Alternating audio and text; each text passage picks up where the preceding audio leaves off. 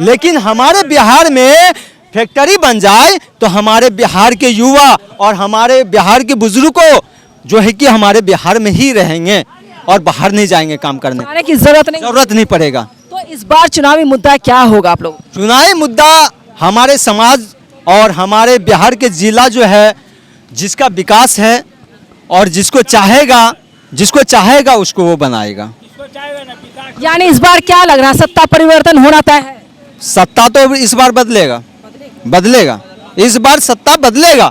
जो हमारे बिहार में कुछ कामें नहीं है, बिहार को जंगल राज बना के रखा है, उसको बदल नहीं पाया है, तो चेंज होगा ही होगा। अब धर्म में जाति पर राजनीति नहीं होगी, वोट नहीं होगा? नहीं, सिख सिखाई क्या बोलता है, जात पात नहीं, जात पात कुछ नहीं। हिंदू मुस्लिम सिख ईसाई सिख सिखाई आपस में है भाई भाई। हमारे बिहार में सब भाई भाई बन के हैं। यहाँ पर राजनीति नफरत की नहीं चलने वाली है। क्या करते हो आप? मैडम बिजनेस करते हैं। बिजनेस करते हैं? कौन सा बिजनेस है? Direct selling. ये क्या होता है? मैडम वो नेटवर्क मार्केटिंग। आवाज से बोलो भाई, लड़का हो। मैडम हम डायरेक्ट सेलिंग बिजनेस करते हैं। उससे क्या फायदा है? आयुर्वेदिक मेडिसिन देते हैं, लोगों को ठीक करने का काम करते हैं। ऑनलाइन बेचते हैं? जी। अच्छा, फायदा हो जाता है आपको? जी मैडम, होता है तो अपना मेहनत किसी चीज़ में करते हैं, तो जैसे कि किसी चीज़ में मेहनत करते हैं, हम तो यही कहेंगे सारा लोग, अगर जैसे मजदूर लोग हैं, डायरेक्ट सेलिंग हम लोग करते हैं तो इसी पर हम लोग कामयाब हो सकते हैं। अच्छा, कोई रोजगार की जरूरत है? मैडम रोजगार की तो जरूरत है। यहाँ कितने पढ़े लिखे हैं आप? जी मैडम हम पढ़े लिखे 9 तक हैं। 9 तक? शर्माने की बात नहीं, 9 क्लास फेल उप मुख्यमंत्री बन जाता था, आप क्यों शर्मा रही आप? मैडम बेरोजगारी बहुत है अभी बिहार में।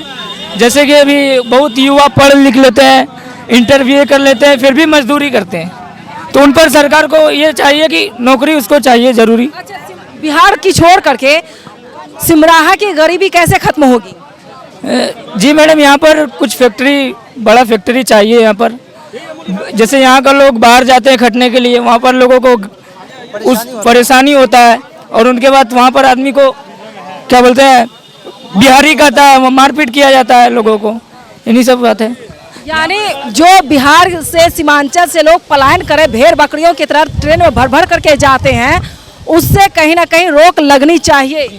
जी मैडम, उस पर तो रोक लगना चाहिए। फैक्ट्री बिहार में हो तो क्या इसमें नहीं होना चाहिए, सिमराहा में नहीं होना चाहिए? जी मैडम, यहाँ पर होना चाहिए, बड़ा हॉस्पिटल भी होना चाहिए। जैसे कि यहाँ से पेशेंट, बड़ा हॉस्पिटल है यहाँ बड़ा हॉस्पिटल नहीं है मैडम, कुछ भी नहीं है।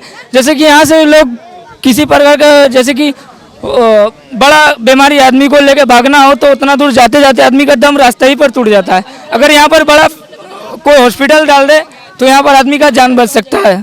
चलिए, आपने वीडियो बहुत बना ले, आइए पास आइए, आप भी बोलिए, वीडियो बनता रहेगा। नहीं हूँ मैं, यहाँ का नहीं हूँ। कहाँ के रहने वाले? मैं बिहार का हूँ, लेकिन पूर्णिया जिले से हूँ। कहाँ से? पूर्णिया जिला से हूँ। पूर्णिया जिला से? मैं पूर्णिया से ही आई हूँ कल। आइए इधर सामने आइए, भागे नहीं, चलिए पीछे चलिए, इधर आइए, एक मिनट रुकिए, आइए इधर पास आइए आप। चलिए, चंदन टीका किए हुए अच्छी बात है। आप ये बताएं कि सिंदूर जरूरी है या नौकरी? सरकार को क्या देना चाहिए? नौकरी देनी चाहिए।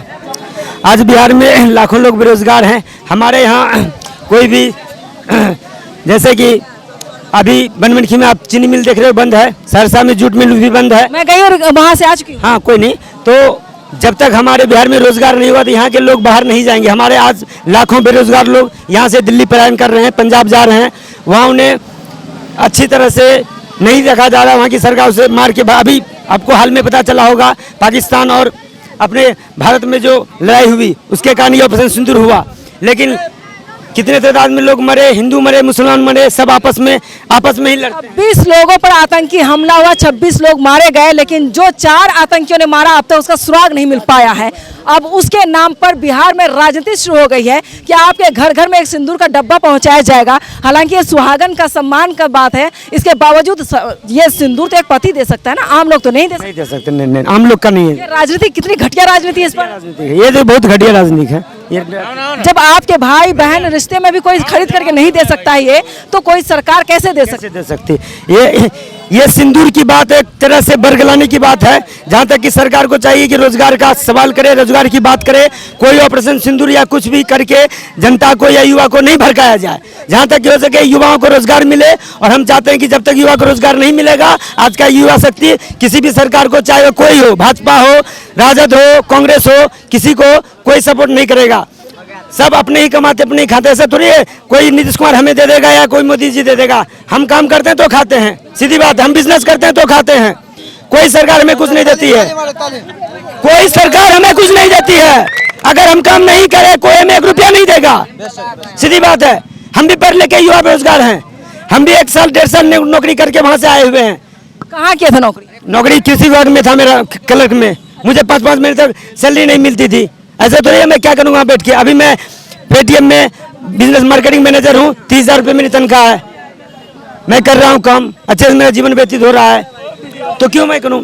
समस्या आप लोग देखते फेस करते, आपको लगता है ना कि हमारे बिहार के जितने भाई बहन जो भी बेरोजगार है, परेशान है, पलायन कर रहे हैं, उसको लेकर सरकार यहाँ पर ध्यान दे। दिल्ली में अगर संसद भवन करोड़ों रुपए का बन सकता है, तो हमारे बिहार में फैक्ट्री क्यों नहीं बन सकती है? क्योंकि अभी सारे लोग बिहार के जो भी हमारे हैं, जो भी हमारे माननीय प्रधानमंत्री मोदी जी का जो कहना है कि हम वहाँ कारखाना स्थापित करेंगे, अभी तक हमारे बिहार में कोई कारखाना का नामो निशान तक नहीं है। सिर्फ बहानेबाजी होते हैं, कहानी होती है, युवाओं को लुभाया जाता है, और लुभाने के चक्कर में युवा उनमें फंस जाते हैं। कोई युवा से मेरी हार्दिक अभिनंदन है, उससे न लुभावे जब तक आप जमीनी तौर पे नहीं देख लें कि हमारे यहाँ कोई सुविधा है या नहीं है। हम सभी युवाओं से, अपने हमारे जो बड़े बुजुर्ग हैं, उनसे हमारा यही कहना होगा, सरकार हमें कुछ नहीं देती है। सिर्फ सरकार नाम की सरकार है।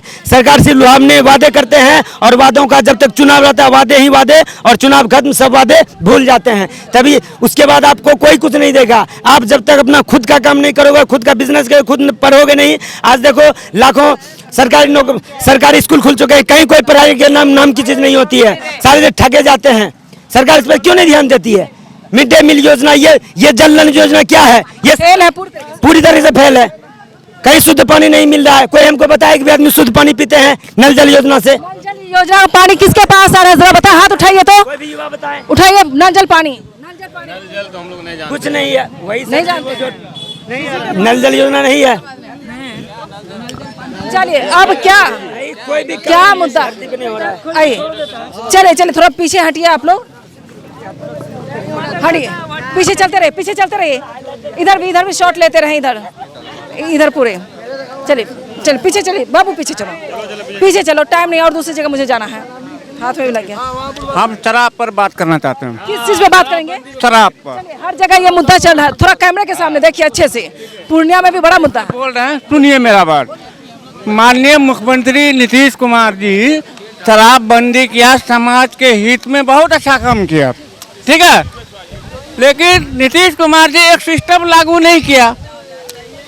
शराब पीने वाले पर आधार कार्ड जब्त, पैन कार्ड जब्त, ठीक है। उसके बाद राशन पानी कोटा से जो मिलता है वो जब्त, ठीक है।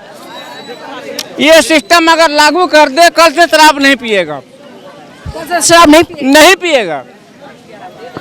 ये जब्त तो होना चाहिए, एकदम होना चाहिए, पूर्ण होना चाहिए। पूर्णिया में एक लड़का ने बताया कि जो अमीर आदमी हो तो खरीद करे शराब पी रहे हैं, जो गरीब है वो जेल जा रहे हैं।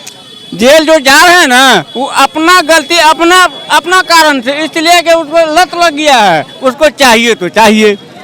शराबबंदी पूरी तरीके से फेल कह सकते हैं। नहीं, शराब सरकारी जो भी सामान है, समझे ना, सरकार का जो भी शराब है वो नहीं मिल रहा है, प्राइवेट से मिल रहा है। जिसके आवास पर अगर शराब बन रहा है, सुनिए ना, हेलो, जिस आवास पर अगर शराब बन रहा है, उसका जमीन का कागज पत्र मोटेशन जमाबंदी रद्द, कल तो नहीं मिलेगा। सरकार करेगी, अगर आवाज जाएगी तो सुनेगी तो करेगी। और शराबबंदी के अलावा, शराब के अलावा क्या मुद्दा है? और क्या विकास है? मुद्दा है विकास का। क्या विकास हुआ आपके विधानसभा में?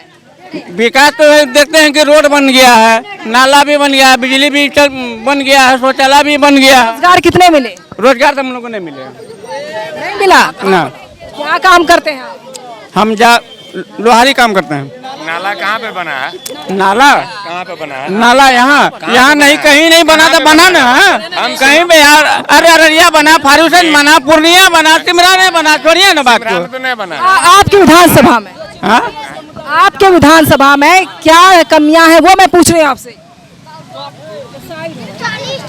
हम इतना जान ले कि रोड बना है, बिजली मिला है, शौचालय मिला है, ठीक है, और बाकी जो मुद्दा है अभी तक नहीं मिला है। और कोई लोग बोलने वाले हैं? यहाँ से हम मानिकपुर सिमरा कॉलोनी जाते हैं, 1.5 किलोमीटर है लमसम यहाँ से 1.5 किलोमीटर। और 1.5 किलोमीटर में अगर कोई डिलीवरी पेशेंट चला जाए अभी के समय में तो शायद ऊपर वाला ना करे, लेकिन रास्ते में कहीं ना कहीं कुछ परेशानी हो जाती है। ऐसा रास्ता है यहाँ पे। रही बात यहाँ नाले की, ये बगल में बाजार है और अभी आप 10 मिनट पहले यहाँ पे बारिश हुई है। आप चल के देखिए स्कूल के बगल में इतना पानी लगा हुआ उस रास्ते में जाम है। यहाँ के विधायक हैं मंचन केसरी जी, इलेक्शन के समय में आए थे, सारे वादे किए कि हम ये इसमें नाले बना देंगे, ये रास्ता बना देंगे, लेकिन उसके बाद आज तक उनका वो इस सरजमीन पे नजर नहीं आए। आते भी है, कभी शादी फंक्शन में आए तो मिले बड़े बड़े से और चले गए। आप बगल में चल के देखिए, इतना रोड पे पानी लगा हुआ। दूसरी बात, सरकार शराबबंदी की बात बोले भैया ने, शराबबंदी बिल्कुल कागज पे बंद है। मैं इस चीज का बिल्कुल ये हूँ, कागज पे बंद है, लेकिन खुलेआम, बिल्कुल खुलेआम। जो 10 रुपए का है वो 20 में मिलता है, जो 20 का है वो 100 में मिलता है, जो 100 का है वो 200 में मिलता है। आपके पास अगर पैसा है, एक बार कॉल करो, आपके घर पहुंचेगा। शराब के साथ साथ बहुत सा नशा अभी उत्पन्न हो गया। ऐसा नशा हो गया जो कि 250-300 रुपए का, और युवा 500 रुपए कमाते हैं, 400-700 रुपए का नशा करके ये हो जाते हैं। तो ना शराबबंदी भी, और शराबबंदी अगर कागज पे हुई भी तो उसके सिवा दूसरा चीज सारा खुल गया इसमें। बिल्कुल शराबबंदी नहीं है यहाँ पे। सरकार से मेरी गुजारिश है, अगर मेरा आवाज नीतीश कुमार के पास पहुंच रहा है, सरकार इस चीज पे ध्यान दे, इसको बंद कराए। दूसरी बात, अभी रोजगार, बहुत सा बात हुआ कि यहाँ से आदमी पलायन करते हैं। यहाँ से लमसम 40 से 45 लाख आदमी पलायन करते हैं। आप अभी सीमांचल यहाँ से जाती है, आप चल के देखो, भेड़ बकरी की तरह उस पर आदमी बैठा हुआ रहता है। दिखाया है अगर 60 आदमी का जगह है तो वहाँ 180 आदमी बैठता है उसके अंदर, बिल्कुल। अब फिर भी जो काम यहाँ के आदमी बाहर जाके करते हैं, फिर भी उसको वहाँ इज्जत नहीं मिलता, बिहारी के नाम से बदनाम किया जाता है।